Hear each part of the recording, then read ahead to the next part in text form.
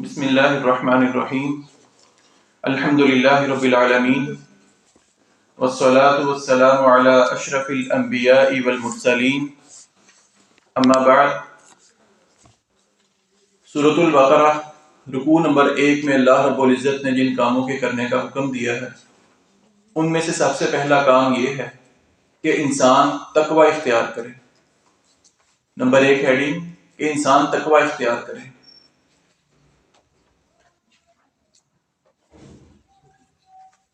دوسرے نمبر پر اللہ رب العزت نے حکم دیا کہ انسان اللہ رب العزت سے ہدایت طلب کرے۔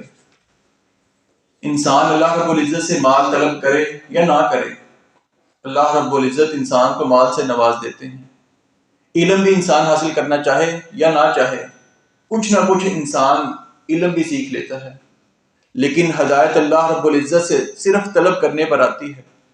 اسی لیے دوسرے نمبر پر انسان کا اللہ رب العزت سے ہدایت طلب کرنا ہمیں اس رکوع کے اندر سبق دیتا ہے۔ تیسرے نمبر پر انسان غیب پر ایمان رکھے، یہ اللہ رب العزت نے اس رکوع کے اندر بیان فرمایا۔ نمبر 4 نماز کو قائم کرنا، اور نماز کو قائم کرنا اسی طریقے سے جیسے کل ہم نے بات کی تھی کہ نماز اللہ رب العزت کے اور آپ علیہ الصلوۃ والسلام کے بتلائے ہوئے طریقے کے مطابق ادا کرنا ہے، اسی کو اللہ رب العزت قبول نماز کہیں گے، اور یقیمون الصلاۃ میں وہی نماز آئے گی جو آپ علیہ الصلوۃ والسلام کے طریقے کے مطابق ہے۔ اسی لیے نماز کو قائم کرنا۔ نمبر 4 غیب پر ایمان رکھنا، غیب پر ایمان لانا۔ نمبر 5 غیب کی چیزوں پر جیسے اللہ رب العزت نے فرمایا ایمان والوں کی نشانی ہے کہ وہ غیب پر یقین رکھتے ہیں۔ نمبر 5 انسان اللہ کے راستے میں اپنا مال خرچ کرے، یا اللہ رب العزت کی دی ہوئی ہر صلاحیت کو کچھ نہ کچھ اللہ کے راستے میں خرچ کرے۔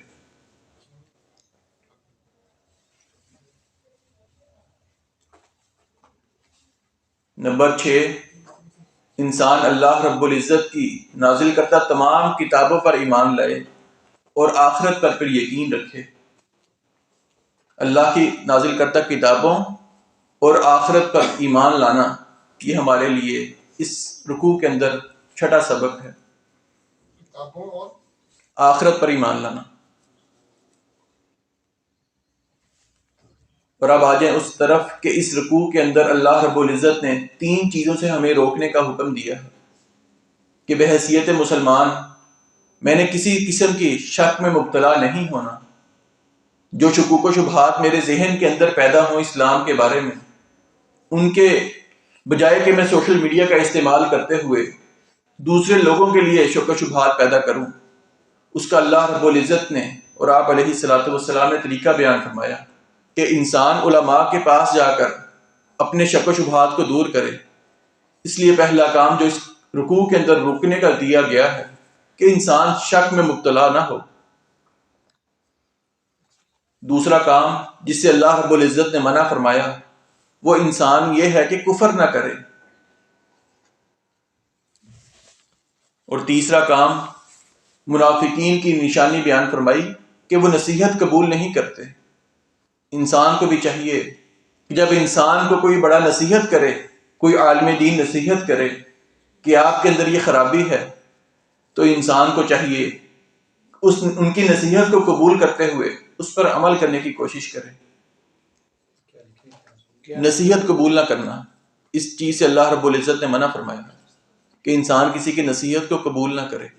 منافق کی نصیحت کو قبول نہ کرے، نہیں، ایک انسان ہے اس کو کوئی عالم دین بھی نصیحت کرتا ہے، جیسے آپ علیہ الصلوۃ والسلام منافقین کو نصیحت کر رہے، وہ قبول نہیں کر رہے، تو اس چیز سے اللہ رب العزت نے منع فرما دیا کہ آپ کو کوئی نصیحت کرے اس آپ کو چاہیے قبول کرنی ہے، یہ نہ ہو کہ آپ کسی کی نصیحت کو قبول ہی نہ کریں۔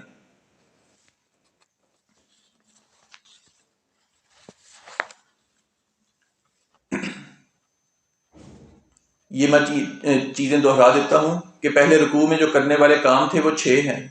تقوی اختیار کرنا، ہدایت کی اللہ رب العزت سے دعا کرنا، غیب پر ایمان لانا، نمبر 4 نماز قائم کرنا، اللہ کے راستے میں اللہ کا دیا ہوا مال یا دیگر صلاحیتوں کو خرچ کرنا، اور نمبر 6 اللہ کی نازل کردہ کتابوں پر اور آخرت پر ایمان لانا۔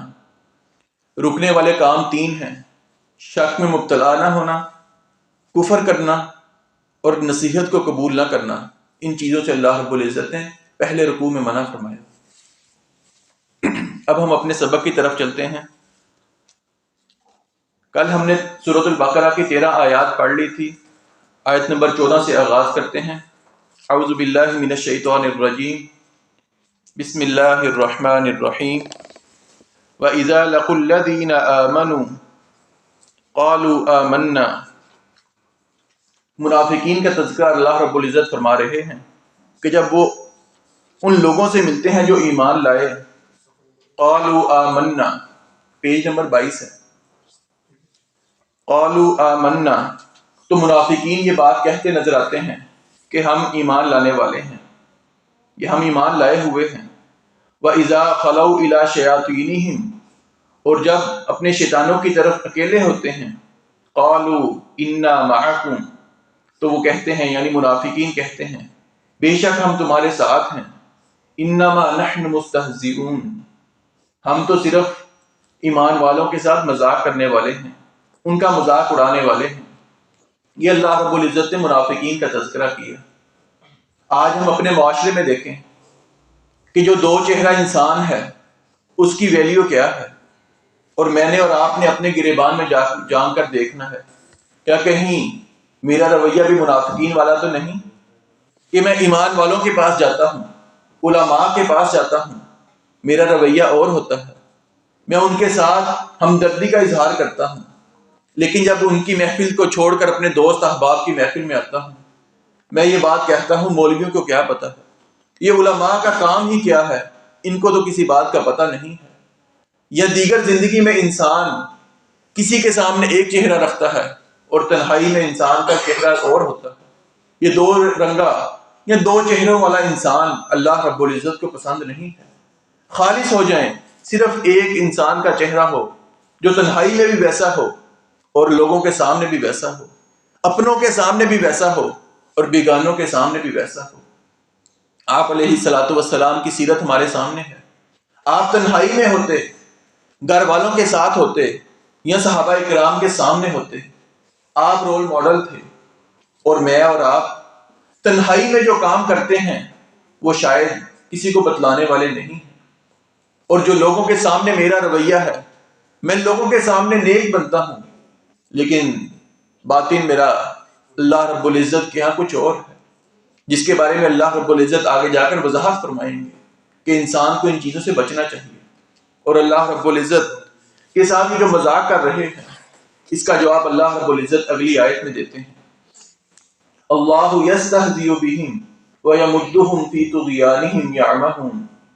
اللہ رب العزت 23 نمبر پیج میں، اللہ یستہزئ بہم ویمدہم فی طغیانہم یعمہون۔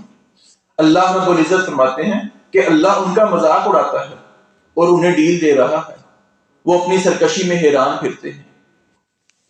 اللہ رب العزت کا ان سے مذاق یہ ہے کہ ان کے دنیا میں بدترین اعمال کو اللہ رب العزت ان کے سامنے مزین کر کے پیش کرتا ہے۔ وہ اپنے برے اعمال پر خوش ہو رہے ہیں کہ ہم تو بہت اچھا کر رہے ہیں، یہاں سے مسلمانوں کے مفاد کو لیتے ہیں، وہاں سے کفار کے مفاد کو لیتے ہیں، ان کو بھی خوش کرتے ہیں، ان کو بھی خوش کرتے ہیں، سمجھتے ہیں ہم بہت اچھا کر رہے ہیں۔ اللہ رب العزت فرماتے ہیں کہ اللہ کا مذاق ہے کہ تمہارے اعمال، برے اعمال تمہارے سامنے رکھتا ہے اور تمہیں پتہ ہی نہیں کہ ہمارے برے اعمال ہیں۔ آج میں اور آپ بھی اپنے برے اعمال پر، اپنے گناہوں پر اپنے آپ کو تسلی دینے کے لیے کوئی نہ کوئی بہانہ تلاش کرتے ہیں۔ یہ منافقین کا تذکرہ ہے، یہ منافق کی علامت ہے کہ اللہ رب العزت اس کے گناہ اس کے سامنے گناہ کے طور پر پیش ہی نہ کرے۔ ہم اس کو تسلی دیتے ہیں، نہیں نہیں سارے لوگ نماز نہیں پڑھ رہے، میں نے بھی نہ پڑھی تو کیا ہوا، جھوٹ بولنا اس کے علاوہ تو میرا گزارا نہیں ہے۔ اور کاروبار کے بارے میں مشہور ہے، انسان تو کاروبار کر ہی نہیں سکتا جب تک جھوٹ نہ بولے۔ ہر پیشے میں دیکھا جائے ہم اپنے گناہ اپنے سامنے ہیلے کے طور پر پیش کرنے لگ گئے۔ یہ اللہ رب العزت نے منافقین کے ساتھ کیا تھا جو ہم اپنے ساتھ کر رہے، اور اللہ رب العزت قیامت کے دن ان کے ساتھ یہ مذاق کریں گے کہ قیامت کے دن جب مسلمانوں کے ساتھ منافقین کو کھڑا کیا جائے گا، اللہ رب العزت مومنوں کو نور عطا فرمائیں گے. وہ نور وقتی طور پر اللہ رب العزت منافق کو بھی دے دیں گے. وہ خوش ہو جائیں گے، آج ہماری بخشش ہو گئی، ہم تو کامیاب ہو گئے.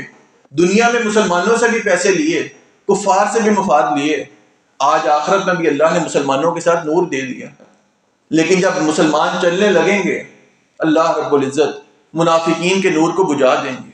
وہ وہاں اندھیرے میں کھڑے ہوں گے. یہ اللہ رب العزت کا ان کے ساتھ مذاق ہے کہ ان کو امید دلا کر، یقین دلا کر کہ تمہاری بخشش ہونے لگی ہے. جب مطمئن ہو گے، اللہ رب العزت ان کے ساتھ مذاق کریں گے، ان کا نور بجھا دیں گے، وہیں وہ اندھیرے میں کھڑے رہ جائیں گے. پھر اللہ رب العزت ان کو جہنم واصل کر دیں گے. یہ اللہ رب العزت کا منافقین کے ساتھ مذاق ہے. اگلی آیت میں اللہ رب العزت نے فرمایا اولئک الذین، یہی وہ لوگ ہیں اشتروا الضلالۃ بالہدی، جنہوں نے ہدایت کے بدلے گمراہی خرید لی. فما ربحت تجارتہم، تو نہ ان کی تجارت نے نفع دیا. وما کانوا مہتدین، اور نہ وہ ہدایت پانے والے بنے. انسان کاروبار کرتا ہے یا کوئی بھی چیز خریدتا ہے، کوئی چیز پیسے دیتا ہے، چیز وصول کرتا ہے. ہر کام میں دیکھیں، کوئی بھی چیز انسان خریدنے جاتا ہے، اس کو پیسے دے گا، اس کے عوض چیز خرید لے گا.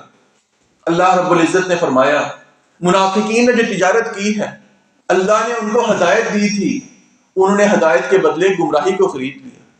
فرمایا فما ربحت تجارتہم، ان کی تجارت نے ان کو نفع نہیں دیا. اور فرمایا انہوں نے ہدایت کے بدلے گمراہی کو خریدا. ہدایت کیا ہے؟ اللہ رب العزت کسی کو علم نافع عطا فرما دیں، صحیح علم اس کو دے دیں، اور اس پر عمل کرنے کی اللہ رب العزت توفیق عطا فرما دیں. یہ ہدایت ہے. اور یہ ہدایت کے برعکس ہے، اس کے مخالف ہے کہ انسان کے پاس علم بھی آ جائے لیکن انسان کے پاس ایمان لانے کے باوجود قرآن کریم پڑھنے کا وقت نہ ہو، اس کے پاس نیکی کا کام کرنے کا وقت نہ ہو، وہ قرآن کریم کو نہیں پڑھ سکتا، اس کی ترجیحات دنیا بن جائیں، آخرت نہ بنے. ذرا تصور کریں، ہمارے ایگزام چلنے ہوں، دنیا کے ایگزامز ہوں، ہم ان دنوں میں مسجد میں آنا کم کر دیتے ہیں. ہم آخرت کو ترجیح نہیں دیتے. اگر قرآن کی کلاس چل رہی ہے، ہم قرآن کی کلاس کو چھوڑ دیتے ہیں کہ ہفتہ میرے پیپر ہیں، ہفتہ میں قرآن کی کلاس کو نہیں پڑھوں گا. یہ ہماری ترجیحات دنیا نہیں بلکہ آخرت ہے. یہ ہدایت کو چھوڑنا ہے کہ انسان اپنی آخرت کے لیے دنیا کو چھوڑ دے، دنیا کو اختیار کر لے، آخرت کو چھوڑ دے. ہماری ترجیحات کیا ہیں اور ہماری ترجیحات اصل میں ہونی کیا چاہیے؟ ہمارے شیخ الحدیث حفظہ اللہ تعالی 80 سال کے قریب ان کی عمر ہے، چلنے میں دشواری ہے، آنکھیں بھی کمزور ہیں. ہر ہفتے اپنے گھر جایا کرتے ہیں گاؤں میں. ایک دن آنکھوں کا آپریشن کرواتے ہیں، آپریشن کروا کر جامعہ میں واپس آتے ہیں، گاؤں نہیں جاتے. ڈاکٹر نے اس آنکھیں استعمال کرنے سے منع فرمایا کہ آپ نے پڑھانا نہیں ہے، کچھ دن انتظار کیجیے، آرام کیجیے، لیکن اپنے گھر نہیں جاتے. پوچھنے پر بتلانے لگے یہاں پر مسجد کا راستہ صاف ہے، میں مسجد میں آسانی سے آ سکتا ہوں، اس لیے میں نے ہفتہ گھر نہیں جانا. گھر کا راستہ، گاؤں کا راستہ مسجد والا صحیح نہیں ہے، مجھے لے کے جانے والا کوئی نہیں ہے. ان کی ترجیحات کیا ہیں؟ صرف مسجد کی خاطر، با جماعت نماز کی خاطر اپنے اہل و عیال کو ہفتے کے لیے چھوڑ دیتے ہیں. میں نے اور آپ نے کبھی زندگی میں کبھی ایسے کیا کہ کہیں جانا ہو تو میں سوچوں وہاں پر مسجد نہیں ہے، وہاں با جماعت نماز میری رہ جائے گی، آج میں وہاں نہیں جاتا، اپنی نماز کو وقت پر ادا کرتا ہوں. یہ ہماری اور آپ کی ترجیحات دنیا کے لیے ہیں، جبکہ اللہ والوں کی ترجیحات آخرت کے لیے ہیں. یہ ہدایت اصل میں وہ ہے کہ انسان آخرت کو ترجیح دے. کبھی دنیا کا کام چھوڑ کر دیکھیں، صرف آخرت کو ترجیح دیں، اللہ رب العزت ہمارے دنیا کے معاملات بھی آسان فرما دیں. اگلی آیت میں اللہ رب العزت منافقین کی ایک گروہ کا تذکرہ کرتے ہیں. مثلہم کمثل الذی استوقد نارا، ان کی مثال اس شخص کی مثال کی ہے جس نے آگ خوب بھڑکائی، فلما اضاءت ما حولہ، تو جب اس نے اس کے ارد گرد کی چیزوں کو روشن کر دیا، یعنی آگ جلانے سے جو ارد گرد کی چیزیں تھیں اللہ رب العزت نے ان کو روشن کر دیا، ذهب اللہ بنورہم وترکہم فی ظلمات لا یبصرون، تو اللہ رب العزت ان کے نور کو لے گیا اور انہیں کئی طرح کے اندھیروں میں چھوڑ دیا کہ وہ نہیں دیکھتے، سم بکم عمی فہم لا یرجعون، وہ بہرے ہیں، گونگے ہیں، اندھے ہیں، بس وہ نہیں لوٹتے۔ یہ اللہ رب العزت نے منافقین کے ایک گروہ کا تذکرہ کیا کہ جس کے بارے میں صحابہ اکرام بیان کرتے ہیں، یہ وہ منافق تھے کہ جب آپ علیہ الصلوۃ والسلام مدینہ میں آئے، مدینہ میں آنے کے بعد کچھ یہودی اسلام قبول کرتے ہیں، لیکن اسلام قبول کرنے کے فوراً بعد کچھ دن گزرے وہ اسلام سے پھر جاتے ہیں، منافقین کے گروہ میں چلے جاتے ہیں۔ تو اللہ رب العزت نے ان کی مثال بیان فرمائی کہ جب وہ ایمان لے کر آئے ان کے ارد گرد سب کچھ روشن ہو گیا، ان کے لیے آخرت کا راستہ، جنت کا راستہ روشن کر دیا گیا، لیکن جب وہ اسلام سے پھر گئے اللہ رب العزت نے فرمایا کہ اللہ رب العزت ان کے نور کو لے گیا، گویا ان کو سیدھا راستہ نظر ہی نہیں آ رہا۔ فرمایا وہ اندھے ہیں، گونگے ہیں، بہرے ہیں، یعنی آنکھیں بھی موجود ہیں، کان بھی موجود ہیں، دیکھنے کی صلاحیت بھی ہے، لیکن فرمایا اس سے وہ فائدہ حاصل نہیں کر سکتے۔ یہ منافقین کا وہ گروہ ہے جس کے دل میں کفر چھپا ہے، جو پکا منافق ہے، جس کے بارے میں اللہ رب العزت نے فرما دیا ان المنافقین فی الدرک الاسفل من النار، یہ منافق جس کے دل کے اندر کفر ہے اور سامنے سے وہ بظاہر مسلمان ہے، فرمایا پکا جہنمی ہے۔ میں اور آپ شاید اس منافقین کے گروہ میں نہیں آتے، لیکن جو اللہ رب العزت نے اگلی آیت میں منافقین کا تذکرہ کیا ہے، وہاں رک کر مجھے اور آپ کو اپنے آپ کو دیکھنا ہے، کیا میرے اندر یہ صفات پائی جا رہی ہیں یا نہیں؟ آئیے اگلی آیت پڑھتے ہیں۔ او کصیب من السماء، یا جیسے آسمان سے اترنے والی بارش، فیہ ظلمات، جس میں کئی اندھیرے ہیں، ورعد وبرق، اور گرج ہے اور چمک ہے، یجعلون اصابعهم فی آذانہم من الصواعق حذر الموت، وہ کڑکنے والی بجلیوں کی وجہ سے، موت کے ڈر سے اپنی انگلیاں اپنے کانوں میں ڈال لیتے ہیں۔ واللہ محیط بالکافرین، اور اللہ رب العزت کافروں کا گھیرنے والا ہے، کافروں کو گھیرنے والا ہے۔ یکاد البرق، بجلی قریب ہے، یخطف ابصارہم، کہ ان کی نگاہوں کو اچک لے، کلما اضاء لہم مشوا فیہ، جب کبھی وہ ان کے لیے روشنی کرتی ہے اس میں چل پڑتے ہیں، وَإِذَا أَظْلَمَ عَلَيْهِمْ قَامُوا، اور جب ان پر اندھیرا کر دیتی ہے کھڑے ہو جاتے ہیں، وَلَوْ شَاءَ اللَّهُ لَذَهَبَ بِسَمْعِهِمْ وَأَبْصَارِهِمْ، اور اگر اللہ رب العزت چاہتا تو ضرور ان کی سماعت اور ان کی نگاہیں لے جاتا۔ ان اللہ علی کل شیء قدیر، بے شک اللہ رب العزت ہر چیز پر پوری طرح قدرت رکھنے والے ہیں۔ یہاں پر اللہ رب العزت نے منافقین کا دوسرے گروہ کا تذکرہ کیا، جن کے دل میں اسلام تو ہے لیکن اسلام کو صحیح طور پر انہوں نے قبول نہیں کیا۔ جب مسلمانوں کو کوئی فتح ملتی ہے، کوئی میرے مفاد کی بات آتی ہے، وہ اسلام کے قریب ہو جاتے ہیں۔ جب مسلمانوں پر کوئی پریشانی آتی ہے، کوئی علماء پر تکالیف کا سامنا کرنا پڑتا ہے، وہ دین سے پیچھے ہو جاتے ہیں۔ یہ منافقین کی علامت کو بیان فرمایا۔ آج میں اور آپ بھی اپنا جائزہ لیں، جب مجھے خوشی کا موقع ہوتا ہے میں اسلام کو بھول جاتا ہوں، جب مجھے پریشانی آتی ہے میں اسلام کے قریب آ جاتا ہوں، مجھے اپنی شادی بیاہ کے موقع پر اللہ رب العزت کی یاد نہیں آتی، اور شاید اس دن ہماری نمازیں بھی رہ جاتی ہیں، اور جب کوئی فوتگی ہو یا کوئی پریشانی بن جائے میرے ہاتھ ہر وقت اللہ رب العزت کے سامنے اٹھتے ہیں۔ آقا علیہ الصلوۃ والسلام تو وہ تھے، خوشی کا موقع ہوتا یا غمی کا موقع ہوتا آپ علیہ الصلوۃ والسلام اللہ رب العزت کا شکر ادا کیا کرتے تھے۔ اور یہاں پر آقا علیہ الصلوۃ والسلام نے اس کی وضاحت میں منافقین کی علامات کو بھی بیان فرمایا آیت المنافق ثلاث، ایک منافق کی 3 علامتیں ہیں۔ جب بھی وہ بات کرے گا وہ جھوٹ بولے گا، وعدہ کرے گا وعدے کی خلاف ورزی کرے گا، امانت اس کے سپرد کی جائے گی امانت میں خیانت کرے گا، اور دوسری روایت میں فرمایا جب بھی کوئی لڑائی جھگڑا ہوگا وہ گالی گلوچ کرے گا۔ کیا یہ چاروں علامات میرے اندر موجود نہیں ہیں؟ میں بات کرتے ہوئے جھوٹ نہیں بولتا، میں امانت میں خیانت نہیں کرتا، میں وعدہ خلافی نہیں کرتا، میں گالم گلوچ سے کام نہیں لیتا۔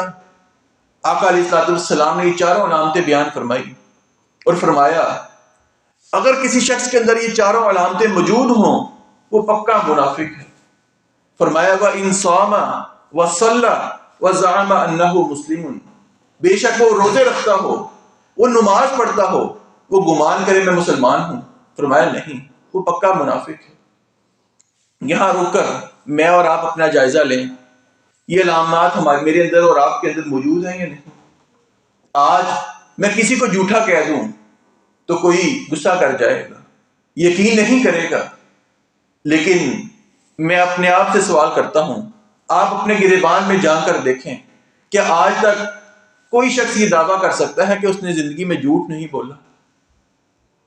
کوئی ایک شخص بھی، چاہے وہ جس مرضی فرقے سے تعلق رکھتا ہے، وہ بے شک کاروبار کرتا ہے، دین سے تعلق ہے، دنیا سے تعلق ہے، وہ پھر بھی کبھی نہ کبھی جھوٹ ضرور بولے گا۔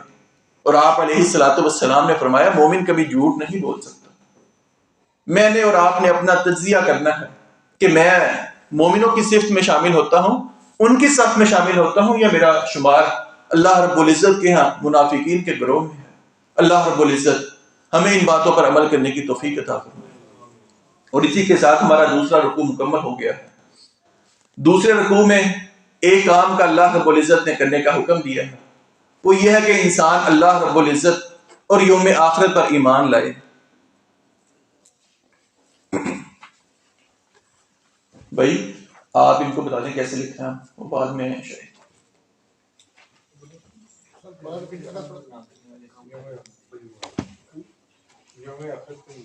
اللہ رب العزت کی ذات پر اور یوم آخرت پر ایمان لانا ہے۔ اور اس رکوع کے اندر اللہ رب العزت نے 8 چیزوں سے ہمیں رکنے کا حکم دیا ہے۔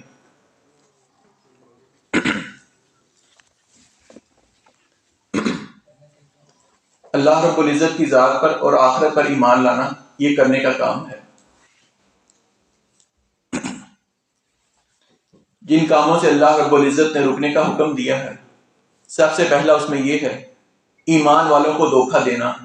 ہرگز ایسا نہیں کرنا چاہیے، اس کام سے باز آ جانا چاہیے۔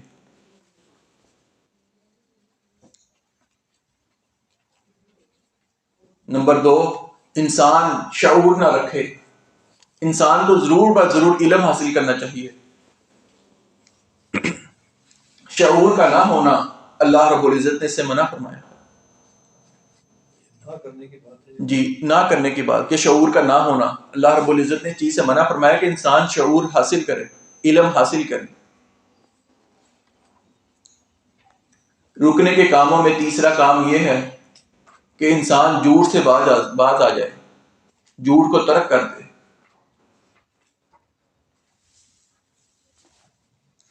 نمبر 4، زمین میں فساد پھیلانا اور اصلاح کے دعوے کرنا، اس سے بھی اللہ رب العزت نے منع فرمایا ہے۔ زمین میں فساد پھیلانا اور اصلاح کا دعویٰ کرنا کہ میں اصلاح کرنے والا ہوں۔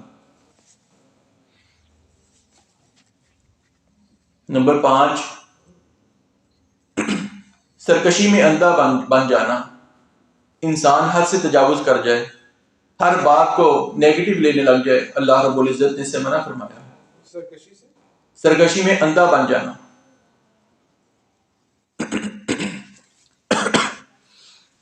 نمبر 6، رہنمائی کے بدلے گمراہی کو خرید لینا یا ہدایت کے بدلے گمراہی کو خرید لینا۔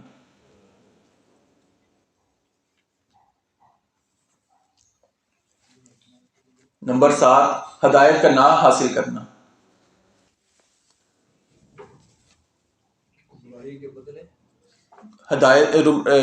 ہدایت کے بدلے گمراہی خرید لینا یا رہنمائی کے بدلے گمراہی خرید لینا۔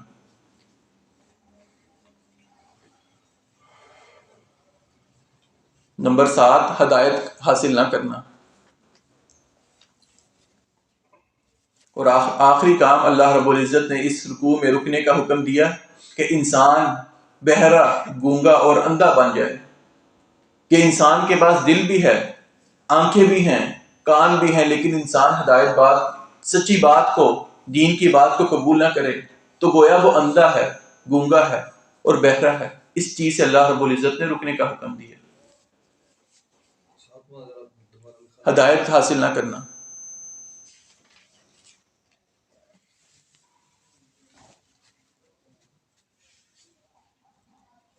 نمبر 8، بہرا، گونگا اور اندھا بن جانا۔ کرنے کے کام میں ایک کام تھا اللہ رب العزت اور آخرت پر ایمان لانا۔ رکنے کے کاموں میں 8 کام ہیں۔ ایمان والوں کو دھوکہ دینا۔ نمبر 2، شعور نہ حاصل کرنا، یعنی علم حاصل نہ کرنا، اس سے اللہ رب العزت نے منع فرمایا۔ جھوٹ بولنا۔ نمبر 4، زمین میں فساد پھیلانا اور اصلاح کے دعوے کرنا۔ نمبر 5، سرکشی میں اندھا بن جانا، یعنی نیگیٹو سوچتے رہنا۔ نمبر 6، رہنمائی یا ہدایت کے بدلے گمراہی کو خرید لینا۔ نمبر 7، ہدایت کو حاصل نہ کرنا۔ نمبر 8، اندھا، بہرا اور گونگا بن جانا، اس سے اللہ رب العزت نے اس رکوع میں منع فرمایا۔ یہاں پر ہم نے منافقین کی علامات کا تذکرہ کیا، اس میں سے ایک علامت یہ بھی ہے کہ وہ فساد پھیلانے والے ہیں۔ آج میں اور آپ اپنا رویہ، اپنا جائزہ لیں، کیا کہیں زمین میں میں فساد پھیلانے والوں میں تو نہیں؟ کیا جہاں پر 2 بھائیوں کا جھگڑا ہو، میں ان کے جھگڑے کو ختم کرتا ہوں، یا جھگڑے میں ایک کو آگ دلا کر اس کو دوسرے کے خلاف کرتا ہوں؟ کہیں میں 2 بندوں کے درمیان چغل خوری سے کام تو نہیں لے رہا، کہیں غیبت تو نہیں کر رہا، کہیں میں لوگوں کے درمیان ایسی بات تو نہیں کر رہا جس سے زمین میں فساد پیدا ہو رہا، کہیں دین کے بارے میں، علماء کے بارے میں میں نہ جانتے ہوئے لاشعوری میں ایسی بات تو نہیں کر رہا کہ جو سوشل میڈیا پر وائرل ہو جاتی ہے، پھر علماء سے، دین سے لوگ نفرت کرنے لگتے ہیں۔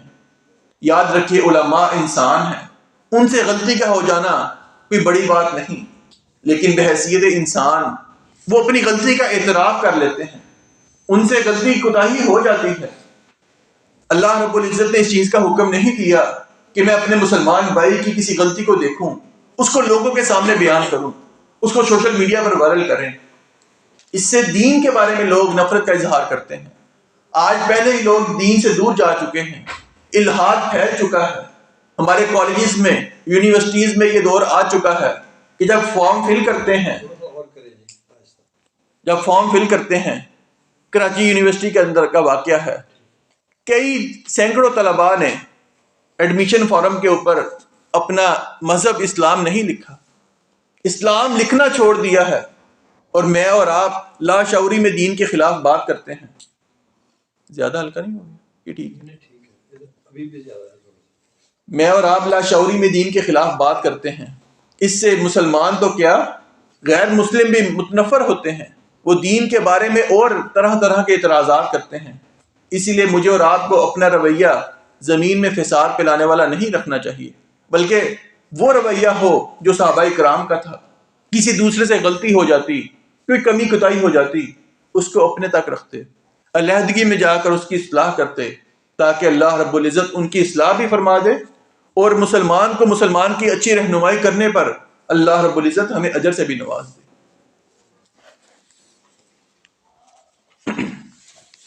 تیسرا رکوع اللہ رب العزت فرماتے ہیں، یا ایھا الناس اعبدوا ربکم الذی خلقکم والذین من قبلکم لعلکم تتقون۔ اے لوگو، اپنے رب کی عبادت کرو جس نے تمہیں پیدا کیا، اور ان لوگوں کو بھی پیدا کیا جو تم سے پہلے تھے، تاکہ تم بچ جاؤ۔ الذی جعل لکم الارض فراشا، وہ اللہ رب العزت کی ذات جس نے تمہارے لیے زمین کو ایک بچھونا بنایا، یعنی فرش بنایا، والسماء بناء، اور آسمان کو ایک چھت بنایا، وانزل من السماء ماء، اور آسمان سے کچھ پانی اتارا، فَأَخْرَجَ بِهِ مِنَ الثَّمَرَاتِ رِزْقًا لَكُمْ، پھر اس کے ساتھ کئی طرح کے پھل تمہاری روزی کے لیے پیدا کیے.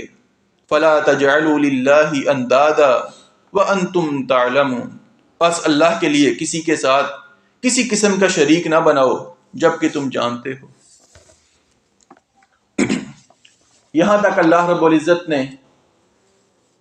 20 آیات میں 3 قسم کے گروہ کا ذکر کیا. پہلی 5 آیات مومنوں کے بارے میں، اگلی 2 آیات کفار کے بارے میں، اگلی 13 آیات منافقین کے بارے میں بیان فرمائی کہ عمومی طور پر زمین پر 3 قسم کے لوگ رہتے ہیں، یا مسلمان ہیں، یا کافر ہیں، یا منافقین ہیں. تینوں کا قسم کا اللہ رب العزت نے ذکر کرنے کے بعد توحید کی دعوت دی کہ اے لوگو، اس ذات کی عبادت کرو جو تمہیں پیدا کرنے والی ہے، تمہیں پالنے والی ہے، اور صرف پیدا کرنے کے بعد بے یار و مددگار نہیں چھوڑا. فرمایا تمہاری ساری ضروریات کا خیال اللہ رب العزت نے رکھا ہے، کہ جس نے آسمان سے تمہارے لیے پانی بھی نازل کیا، تمہیں زمین بھی دی، آسمان کو تمہارے اوپر بنایا، اور رزق تمہارے لیے پھلوں کا اہتمام اللہ رب العزت نے کیا. انسان جب یہ دیکھتا ہے کہ سب کچھ میرے اللہ نے پیدا کیا، ساری ضروریات کا خیال بھی رکھا، اللہ رب العزت یہ دلیل دینے کے بعد کہتے ہیں کہ میری عبادت کرو، میرے ساتھ کسی کو شریک نہ ٹھہراؤ. آج میں اور آپ اپنے کسی کام کے لیے جو کام نہیں ہو رہا، اس کام کو کرنے کے لیے نظر و نیاز کسی اور کے لیے کریں. کسی بابے کے پاس جا کر، کسی فقیر کے پاس، کسی دربار پر جا کر میں اور آپ نذرانے چڑھائیں، وہاں پر صفائی کریں، وہاں پر دیگیں اتاریں، وہاں پر قربانی کریں. اولاد نہیں ہو رہی، فلاں پیر کے پاس جائیں، جا کر اس سے دم کروا کر ایک دھاگا باندھ لیں، جس کو تعویذ کہتے ہیں. میں رزق میں پریشانی ہے، فلاں دربار پر جا کر میں دیگیں چڑھاتا ہوں.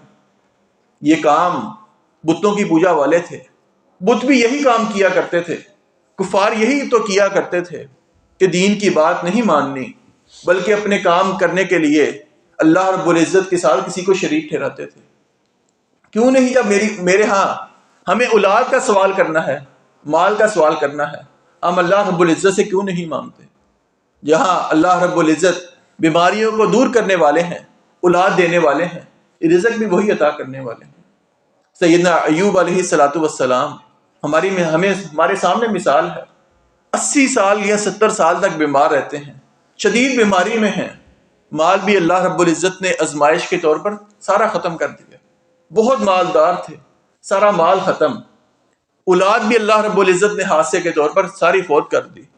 3 بیویاں بھی آپ کو چھوڑ کر چلی جاتی ہیں، صرف ایک بیوی آپ کے پاس ہے، شدید بیماری میں ہے. اللہ رب العزت سے مانگنا نہیں چھوڑا، اللہ سے امید لگائی رکھی.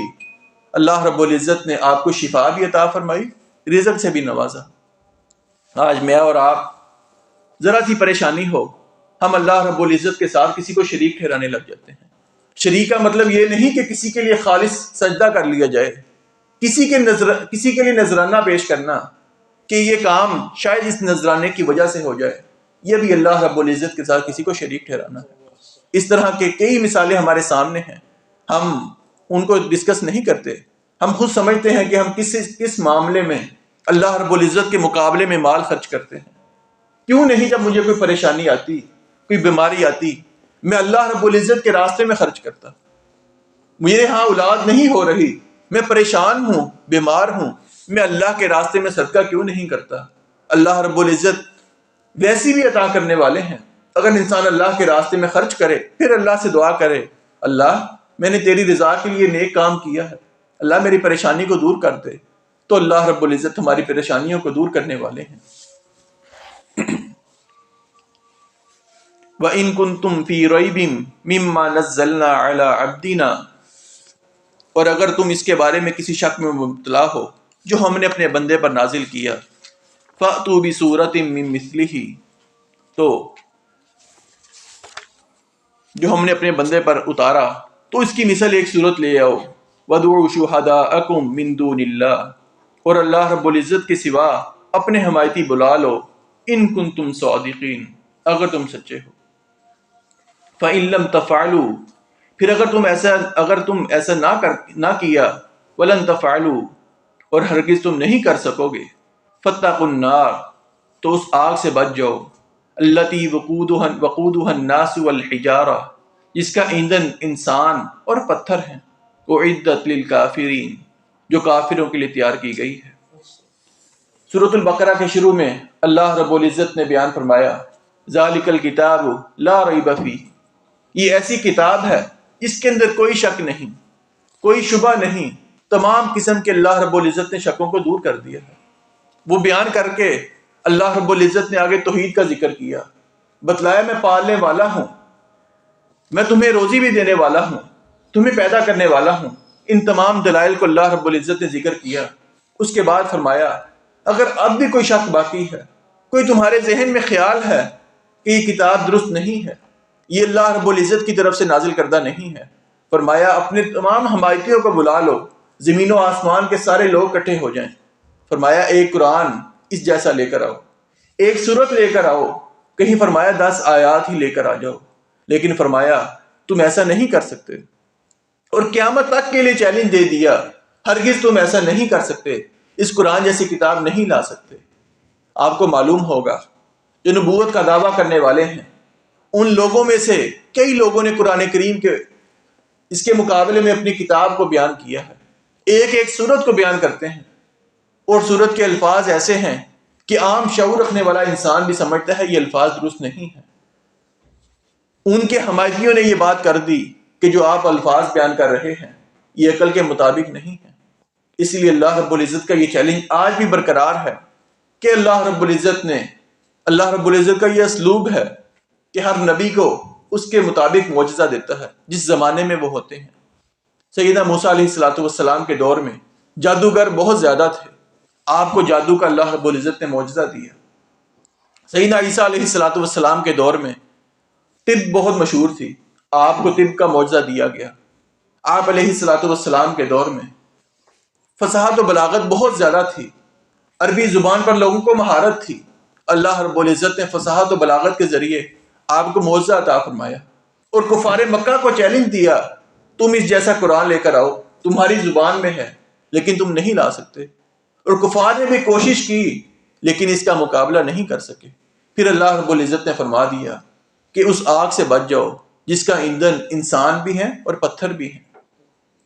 اس کے بعد اللہ رب العزت جنت کا ذکر کرتے ہیں، وَبَشِّرِ الَّذِينَ آمَنُوا، اور ان لوگوں کو خوشخبری دے دیں، وَعَمِلُوا الصَّالِحَاتِ، جو ایمان بھی لائے اور نیک اعمال کرتے ہیں، أَنَّ لَهُمْ جَنَّاتٍ، ان کے لیے باغات ہیں، تجری من تحتها الانہار، کہ جن کے تلے، جن کے نیچے نہریں بہتی ہیں، کلما رزقوا منها من ثمرة رزقا قالوا هذا الذي رزقنا من قبل، جب بھی اللہ رب العزت کی طرف سے انہیں کوئی پھل دیا جائے گا کھانے کے لیے، وہ کہیں گے یہ تو وہی پھل ہے جو اس سے پہلے ہمیں دیا گیا تھا۔ وَأُتُوا بِهِ مُتَشَابِهًا، اور انہیں ایک دوسرے سے ملتا ہوا دیا جائے گا۔ وَلَهُمْ فِيهَا أَزْوَاجٌ مُطَهَّرَةٌ وَهُمْ فِيهَا خَالِدُونَ، ان کے لیے نہایت پاک صاف ستھری بیویاں ہیں اور وہ اس میں ہمیشہ رہنے والے ہیں۔ انسان دنیا میں 4 قسم کی خواہشات رکھتا ہے جو اللہ رب العزت نے ایک انسان کی فطرت میں شامل کر دی ہیں۔ انسان کی بنیادی ضروریات بھی ہیں کہ انسان رہنے کے لیے رہائش کی ضرورت ہے، جب رہائش اختیار کرے گا تو کھانے کے لیے اس کو کھانا بھی چاہیے۔ نمبر 1، انسان کو رہنے کے لیے کوئی جگہ چاہیے، کوئی گھر چاہیے، کھانے کے لیے کوئی چیز چاہیے، زندگی بسر کرنی ہے، آخر کھانا ہے۔ اور انسان اگر فطرتی طور پر دیکھے تو بلوغت کے بعد انسان کے لیے شادی کرنا، یہ اللہ رب العزت نے ایک رشتہ فطرتی طور پر رکھا ہے۔ اور چوتھی پریشانی انسان کو یہ ہوتی ہے، آیا جو میرے پاس نعمتیں ہیں کہیں مجھ سے چھین نہ جائیں، کہیں یہ جو اللہ رب العزت نے مال دیا ہے کہیں میں اللہ رب العزت واپس نہ لے لے۔ اللہ رب العزت نے مومنوں کو یہ خوشخبری سنائی ہے، ایک ہی آیت کے اندر 4 چیزیں بیان کر دی۔ تمہارے رہنے کے لیے اللہ نے باغات کا اہتمام کیا ہے، وہ باغات جن کے نیچے اللہ رب العزت فرماتے ہیں نہریں جاری ہوں گی، اور تمہیں اس کے اندر کھانا بھی دیا جائے گا جو دنیا کے پھلوں کی طرح ہوگا شکل و صورت میں، لیکن ذائقے میں اس کا ذائقہ کیسا ہے میں اور آپ فیل بھی نہیں کر سکتے، امیجن بھی نہیں کر سکتے۔ کھانے کے لیے اللہ رب العزت وہاں پھل بھی عطا کرے گا۔ فرمایا تمہاری ضرورت کے لیے اللہ رب العزت نے بیویوں کا اہتمام بھی کیا ہے، تمہیں حوریں بھی ملیں گی، بیویاں بھی ملیں گی، اور تم ہمیشہ اس میں رہنے والے ہو، کبھی وہاں سے نکلو گے نہیں۔ یہ اللہ رب العزت نے ایک ہی آیت کے اندر انسان کی ساری ضروریات کو بیان کر دیا ہے۔ آج میں اور آپ دیکھیں، میری اور آپ کی ضرورت یہی ہے، کھانے کے لیے کوئی چیز مل جائے، رہنے کے لیے کوئی گھر مل جائے۔ انسان اگر بالغ ہے، اس کے پاس جب مال بھی ہوتا ہے، رہنے کے لیے گھر بھی ہے، کھانے کے لیے بھی اس کے پاس ہے، پھر وہ شادی کی خواہش رکھتا ہے۔ اللہ رب العزت نے اس خواہش کا بھی اظہار کر دیا اور فرمایا یہ نعمتیں اللہ تم سے کبھی بھی نہیں چھینے گا، ہمیش تمہیں جنتوں کا مالک بنا دے گا۔ ان اللہ، بے شک اللہ تعالی، لا یستحیی، نہیں شرماتا، ان یضرب مثلا ما بعوضۃ فما فوقها، کہ اللہ رب العزت اس چیز سے نہیں شرماتا کہ کوئی بھی مثال بیان کرے، مچھر کی ہو یا پھر اس سے بھی اوپر کی ہو۔ فاما الذین آمنوا، بس لیکن وہ لوگ جو ایمان لائے، فیعلمون، تو وہ جانتے ہیں، انہ الحق من ربہم، کہ یہ سب کچھ اللہ رب العزت کی طرف سے حق ہے۔ وَأَمَّا الَّذِينَ كَفَرُوا، اور وہ لوگ جو کفر کرتے ہیں، فَيَقُولُونَ، تو وہ کہتے ہیں، مَاذَا أَرَادَ اللَّهُ بِهَذَا مَثَلًا، تو اللہ رب العزت نے اس مثال کے ساتھ، یعنی مچھر کی مثال کے ساتھ کیا بیان کرنے کا ارادہ کیا ہے؟ يُضِلُّ بِهِ كَثِيرًا، اللہ رب العزت ان مثالوں کے ساتھ بہت سے لوگوں کو گمراہ کرتا ہے، وَيَهْدِي بِهِ كَثِيرًا، اور بہت سے لوگوں کو اللہ رب العزت ہدایت دیتا ہے، وَمَا يُضِلُّ بِهِ إِلَّا الْفَاسِقِينَ،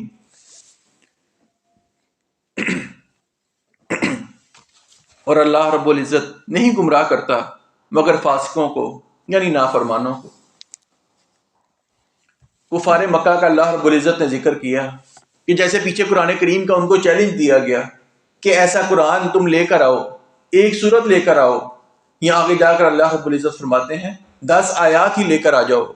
جب وہ اس چیلنج کو قبول نہ کر سکے، پھر وہ طرح طرح کے اعتراضات کرنے لگے کہ اللہ رب العزت کی ذات اتنی بڑی ذات ہے، تم کہتے ہو اللہ رب العزت تو تمام جہانوں کا مالک ہے، خالق ہے، تو وہ مچھر کی مثال بیان کرتا ہے۔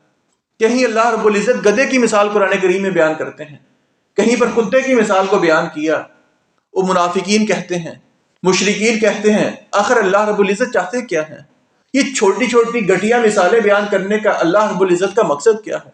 اللہ رب العزت فرماتے ہیں ان آیات کو بیان کر کے، ان مثالوں کو بیان کر کے اللہ رب العزت بہت سے لوگوں کو ہدایت بھی دیتا ہے، اور ایسے منافقین کو، مشرکین کو جو قرآن کریم کے بارے اعتراضات کرتے ہیں، اللہ رب العزت ان کو گمراہ بھی کرتا ہے۔ علماء لکھتے ہیں کہ اللہ رب العزت کے ہاں ایک بڑے سے بڑی مخلوق ہو یا چھوٹے سے چھوٹی مخلوق، مچھر ہو، کیڑی ہو، اللہ کی حیثیت میں سب برابر ہیں۔ اللہ نے تو کن کہہ کر سب کو پیدا کرنا ہے، تو اللہ رب العزت کے ہاں جو مثال جہاں پر فٹ ہوتی ہے، اللہ رب العزت وہ مثال بیان کرتے ہیں۔ مکڑی کی مثال، مکڑی سب سے کمزور چیز ہے، اللہ رب العزت نے مکڑی کی مثال کو بیان کیا، لیکن وہاں پر بیان کیا جہاں کفار کے معبود کا ذکر تھا، ان کے جن کی وہ پوجا کرتے ہیں، مردوں کی پوجا کرتے ہیں، اللہ رب العزت نے اس کی کمزوری کو بیان کرنے کے لیے مکڑی کا ذکر کیا۔ جو اللہ رب العزت کو مناسب لگتا وہاں پر اللہ رب العزت ان لوگوں کی مثال بیان کر کے لوگوں کو سمجھا دیتے تھے۔ الذین ینقضون، وہ لوگ جو توڑتے ہیں، عہد اللہ، اللہ تعالیٰ کے عہد کو، من بعد میثاقہ، پختہ کرنے کے بعد، وَيَقْطَعُونَ مَا أَمَرَ اللَّهُ بِهِ أَن يُوصَلَ، اور وہ اس چیز کو قطع کرتے ہیں، توڑتے ہیں جس کے متعلق اللہ رب العزت نے حکم دیا کہ اسے ملایا جائے۔ وَيُفْسِدُونَ فِي الْأَرْضِ، اور وہ زمین میں فساد برپا کرتے ہیں۔ أُولَٰئِكَ هُمُ الْخَاسِرُونَ، یہی وہ لوگ ہیں جو خسارہ پانے والے ہیں۔ اللہ رب العزت کے عہد کو توڑنا، یہ عہد میں نے اور آپ نے، سب نے اللہ رب العزت سے کیا ہے۔ اللہ رب العزت نے ہمیں پیدائش سے قبل، ہماری تخلیق سے قبل، صلب آدم میں جب ہم سے سب سے عہد لیا تھا کہ الست بربکم، اے لوگو کہ میں تمہارا سب کا رب نہیں ہوں، میں نے اور آپ نے اس وقت اللہ رب العزت کو عہد دیا تھا، اللہ میں یقین کرتا ہوں، میں دعوے سے کہتا ہوں اللہ آپ ہمارے رب ہیں۔ تو اگر میں اور آپ آج اللہ رب العزت کو رب چھوڑ دیں، ہم کسی اور کو رب بنا لیں، کسی اور کے نذرانے چڑھانے لگ جائیں، کسی اور کو اللہ رب العزت کے حکم میں اللہ کے برابر کھڑا کر دیں کہ ایک طرف دین اسلام کا حکم ہو کہ نماز پڑھنی ہے، میں نماز چھوڑ دوں۔ اللہ رب العزت کے رسول آقا علیہ الصلوۃ والسلام نے فرمایا تم نے داڑھی رکھنی ہے، میں داڑھی کو چھوڑ دیتا ہوں۔ آقا علیہ الصلوۃ والسلام نے فرمایا تمہاری شلوار ٹخنوں سے اوپر ہونی چاہیے، میں شلوار ٹخنوں سے نیچے رکھتا ہوں۔ کیا یہ میں دین کے بارے میں ایک نیا دین نہیں کھڑا کر رہا؟ اللہ رب العزت منع کرتے ہیں جھوٹ نہیں بولنا، میں جھوٹ بولتا ہوں۔ اللہ رب العزت فرماتے ہیں سود گویا اس طرح ہے کہ تم اللہ رب العزت سے جنگ کر رہے ہو، میں سود کو نہیں چھوڑتا۔ یہ سارے کام میں نے اور آپ نے اپنی زندگی میں دیکھنے ہیں جو دین کے مخالف میں اور آپ کھڑے کر رہے ہیں، یہ اللہ کے عہد کو توڑ رہے ہیں۔ نعوذ باللہ من ذالک، لاشعوری میں شلوار ٹخنے سے نیچے رکھنا یا داڑھی نہ رکھنا ہم لاشعوری میں سمجھتے ہیں، اس کا کیا گناہ ہوگا؟ ہاں گناہ ہے، اللہ رب العزت معاف کرنے والے ہیں، لیکن اللہ رب العزت کے پیغمبر آقا علیہ الصلوۃ والسلام نے فرمایا جو شخص اپنی شلوار ٹخنوں سے نیچے رکھتا ہے دنیا میں رہتے ہوئے وہ نماز بھی پڑھتا ہوگا، دیگر نیکی کے کام بھی کرتا ہوگا، لیکن فرمایا قیامت کا دن ہوگا اللہ رب العزت اس شخص کی طرف نظر کرم سے نہیں دیکھیں گے، نظر رحمت سے نہیں دیکھیں گے، اس کو گناہوں سے پاک نہیں کریں گے اور اس کو جنت میں داخلہ نصیب نہیں فرمائیں گے جس کی شلوار ٹخنوں سے نیچے ہوئی۔ دکھنے میں معمولی سا گناہ ہے، لیکن اگر قیامت کے دن اللہ رب العزت میری طرف نہیں دیکھیں گے تو مجھے وہاں پر بخشوانے والا کون ہوگا؟ اگر اللہ رب العزت نے میرے گناہوں کو معاف نہیں کرنا تو میرے گناہ کون معاف کرے گا؟ اگر دنیا میں رہتے ہوئے میں نے روزے بھی رکھے، نماز بھی پڑھی، لیکن میں نے ٹخنوں سے شلوار نیچے نہ کی، روزے رکھنے کا مقصد تو یہ تھا، نماز تو اس لیے پڑھتا تھا جنت مل جائے، لیکن شلوار ٹخنوں سے نیچے ہوئی، فرمایا اللہ رب العزت جنت میں داخلہ نصیب نہیں کریں گے۔ یہ سارے کام جو ہم اللہ کے عہد کے خلاف کرتے ہیں یہ وہ عہد ہیں۔ منافقین نے بھی عہد کو توڑا، لیکن میں نے اور آپ نے جو عہد کو توڑا ہمیں ان کے بارے میں فکر کرنی چاہیے۔ اللہ رب العزت نے اس آیت کے اندر بیان فرمایا کہ وہ ان چیزوں کو توڑتے ہیں جس چیز کا اللہ رب العزت نے جوڑنے کا حکم دیا ہے۔ اس سے مراد صلہ رحمی اور قطع تعلقی ہے۔ اللہ رب العزت کے پیغمبر آقا علیہ الصلوۃ والسلام نے فرمایا کہ صلہ رحمی، رشتہ داروں کو جوڑنا اللہ رب العزت کے عرش کے ساتھ جڑا ہے، اللہ کے عرش کے ساتھ معلق ہے، اور اللہ رب العزت نے فرما دیا کہ صلہ رحمی کو مخاطب کرتے ہوئے جو رشتہ داری کو جوڑے گا، جو صلہ رحمی کرے گا میں اس کو جوڑوں گا، جو رشتہ داری کو توڑے گا میں اس کو توڑ کر رکھ دوں گا۔ آج میں اور آپ اس چیز آیت کے مصداق ہیں یا نہیں ہیں؟ میں اپنے رشتہ داروں کے ساتھ تعلق توڑتا ہوں یا نہیں توڑتا؟ اللہ رب العزت نے حکم دیا ہے کہ تعلق جوڑا جائے، میں اس کو توڑتا ہوں۔ اس کی مثال ہمارے جنازوں کے اندر ملتی ہے۔ میں اور آپ زندگی بھر اپنے رشتہ داروں کے ساتھ نہیں ملتے، ان کے ساتھ قطع تعلق ہی کرتے ہیں، حالانکہ ان کے ساتھ رشتہ جوڑنا یہ فرض قرار دیا گیا ہے۔ ہم فرض کو چھوڑ دیتے ہیں، بھول جاتے ہیں، لیکن جب جنازے کا موقع ہوتا ہے اس میت کے ساتھ میں یہ بات کہتا نظر آتا ہوں آج میں نے اس کو معاف کیا۔ اس وقت معافی کا کیا فائدہ جب زندگی بھر آپ نے اس کا ساتھ نہیں دیا۔ ہم جنازہ پڑھنے اس لیے آتے ہیں کہ فرض کفایہ ہے، منہ دکھانا ہے۔ ایک چیز جو اعلیٰ درجے کی ہے جس کو فرض قرار دیا گیا ہے وہ رشتہ داری ہے۔ رشتہ داری کو توڑ دیتے ہیں، جنازے کو لے لیتے ہیں۔ آقا علیہ الصلوۃ والسلام نے دیکھا جائے تو فرض کا رتبہ زیادہ ہے، اس کو چھوڑنے پر گناہ ہوگا، اللہ رب العزت سوال کریں گے۔ لیکن اگر میں نے اور آپ نے کسی کا جنازہ چھوڑ دیا شاید اس طرح سوال نہ ہو جس طرح رشتہ داری توڑنے کا سوال ہوتا ہے۔ میں اور آپ جنازہ پڑھنے چلے جاتے ہیں، اس وقت اس کو جا کے معاف کرتے ہیں، تو کیوں نہ میں اور آپ دنیا میں رہتے ہوئے ان کو معاف کریں۔ ہمارے سامنے آقا علیہ الصلوۃ والسلام کی مثالیں نہیں ملتی کہ آپ کے کمر مبارک پر، گردن مبارک پر اوجری رکھی گئی، آپ کی بیٹیوں کو طلاق دی گئی، آپ کی بیٹیوں کے ساتھ اور آپ کے ساتھ کیا کیا سلوک نہیں کیا گیا، کھانے کے لیے آپ کو کچھ دیا نہ جاتا، 2.5-3 سال آپ کا معاشی بائیکاٹ رہا، لیکن آپ نے پھر بھی معاف کر دیا۔ میرے اور آپ کے ساتھ تو کسی رشتہ دار نے ایسے نہیں کیا۔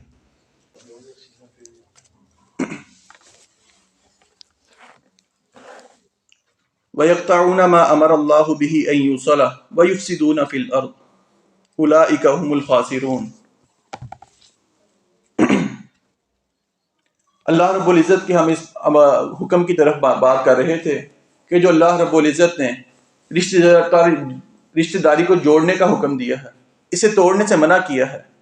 منافقین نے بھی ایسے کیا، مشرکین مکہ نے بھی ایسے کیا کہ آپ علیہ الصلوۃ والسلام کے ساتھ رشتہ داری کو توڑ دیا، اور ہم بھی بحیثیت مسلمان 95% یا 90% لوگ ایسے کرتے ہیں کہ چھوٹی چھوٹی بات پر رشتہ داروں کے ساتھ تعلق کو ختم کر دیتے ہیں، حالانکہ اللہ رب العزت نے اس کو جوڑنے کا حکم دیا ہے۔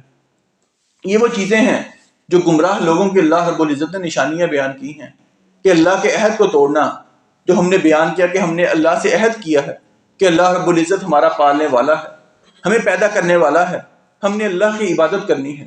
اگر ہم اللہ کے مقابلے میں کسی اور چیز کو لے کر آئیں گے، گویا کہ وہ اللہ کے عہد کو توڑنا ہے۔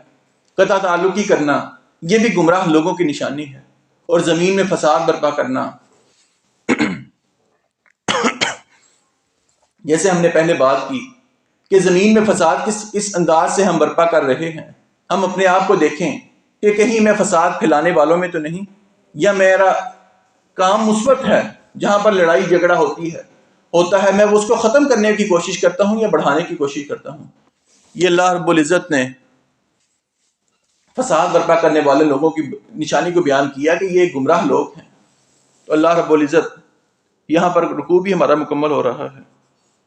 ایک آیت رہتی ہے، کیف تکفرون باللہ، تم کیسے اللہ کے ساتھ کفر کرتے ہو، وکنتم امواتا، حالانکہ تم بے جان تھے، فاحیاکم، تو اس نے تمہیں زندگی بخشی، ثم یمیتکم، پھر وہ تمہیں موت دے گا، ثم یحییکم، پھر تمہیں وہ زندہ کرے گا، ثم یحییکم،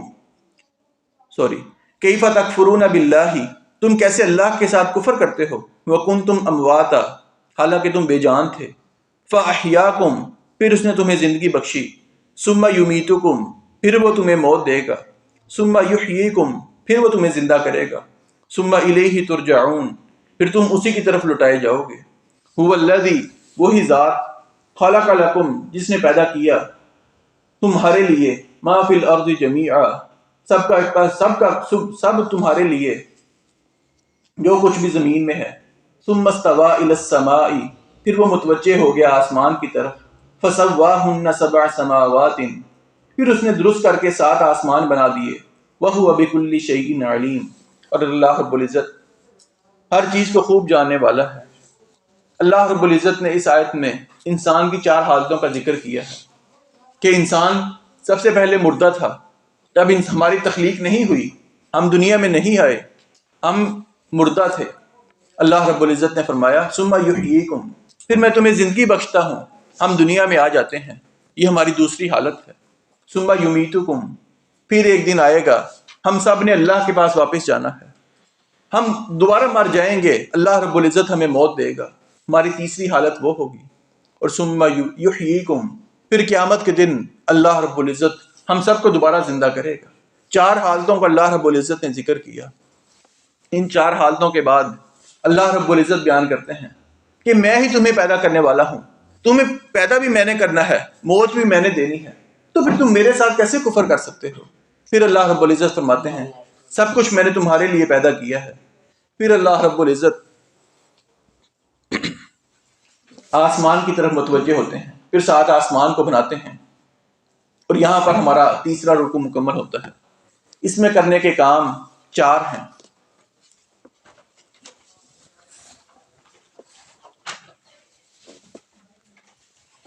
نمبر 1 کرنے کا کام رکوع نمبر 3 میں یہ ہے کہ اللہ رب العزت کی بندگی کرنی ہے، اللہ کی عبادت کرنی ہے۔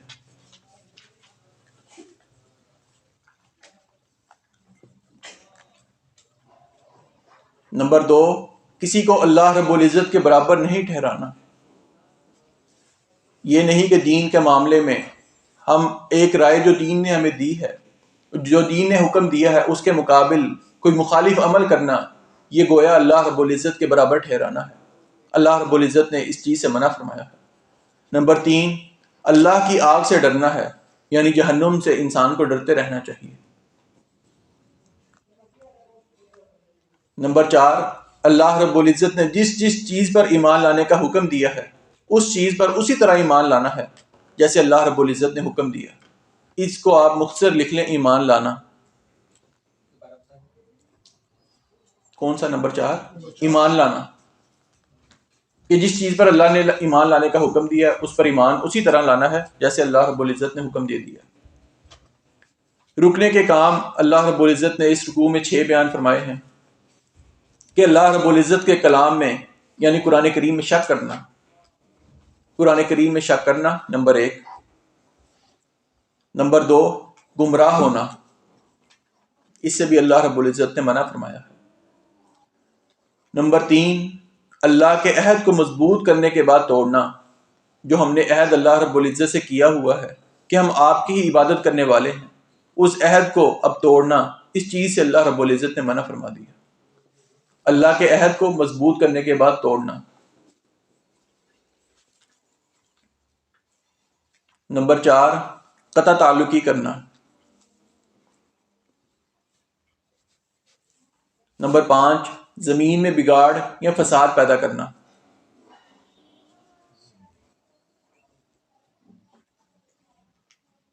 نمبر 6 اللہ رب العزت کی ذات کا یا ان کے حکم کا انکار کرنا.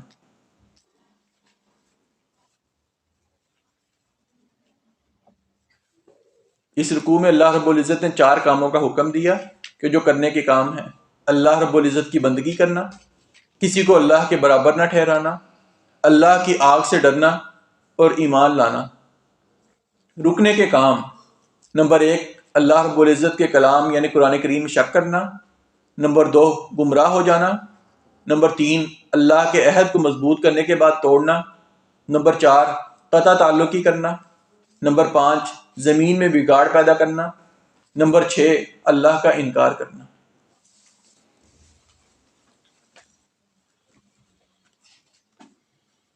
پڑھنا کے بعد سبحانک اللہم و بحمدک نشہد ان لا الہ الا انت نستغفرک و نتوب الیک.